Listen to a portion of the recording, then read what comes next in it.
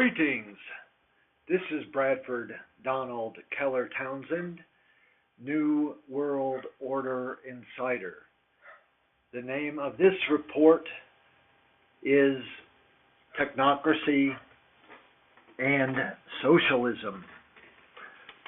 Why do the supporters of the New World Order advocate technocracy and socialism?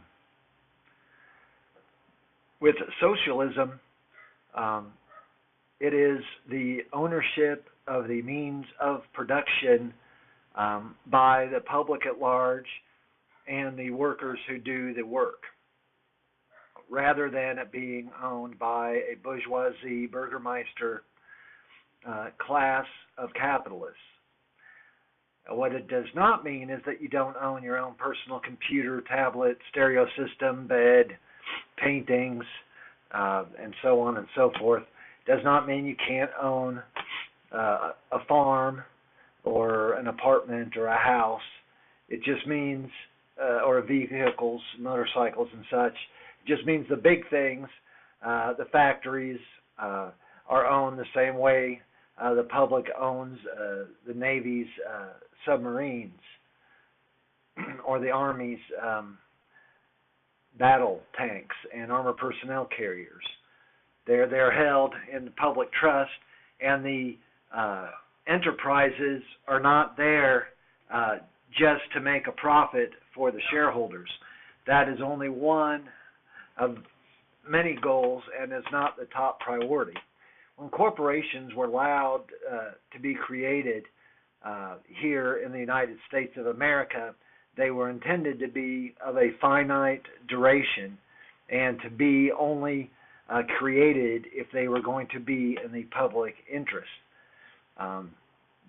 Over time, the power and wealth of the corporations, they basically become above the law and can no longer be regulated, and the executives can no longer be punished for performing even the gravest of crimes.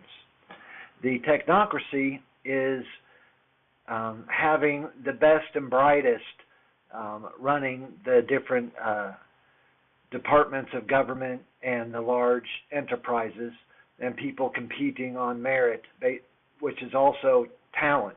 Some people are just better at science and would make a better brain surgeon.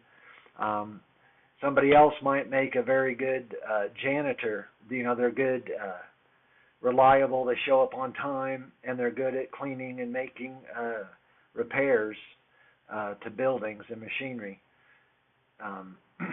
You could even argue that sometimes the janitor's job is more important than the brain surgeon's job, is in that having dirty work environments and living environments would spread more disease and hurt more people than the people who are saved by the high-tech, highly trained brain surgeons.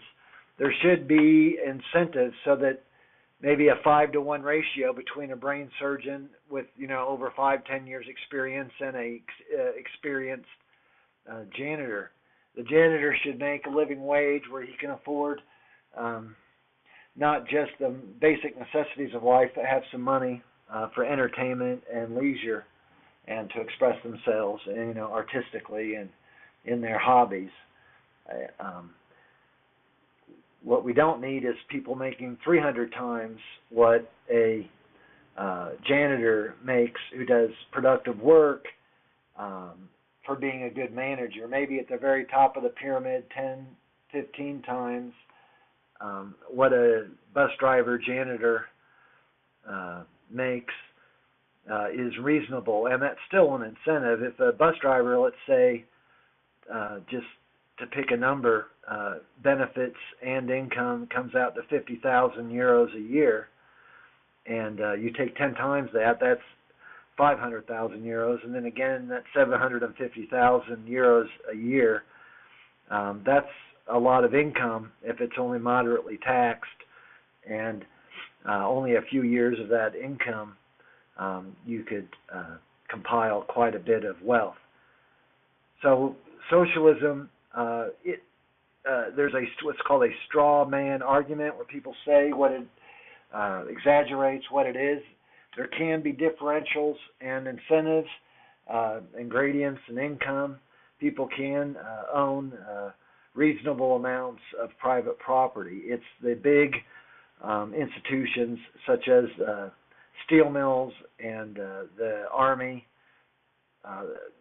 transportation, the utilities would be run for the public interest with efficiency. As someone who's trained in science and engineering and been a practitioner, a lot of what was the success of capitalism was actually fossil fuels and mechanization happened over the same period.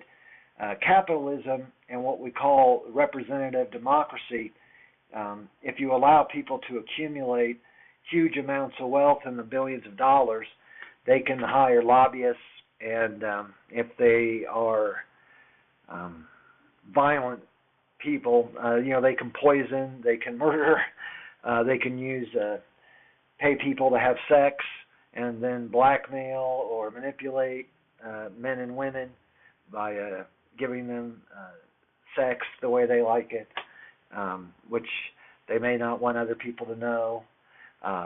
So you, in any what we call republic or parliamentary type system, over time, those who have the capital own the factories and own lots of shares and receive dividend income.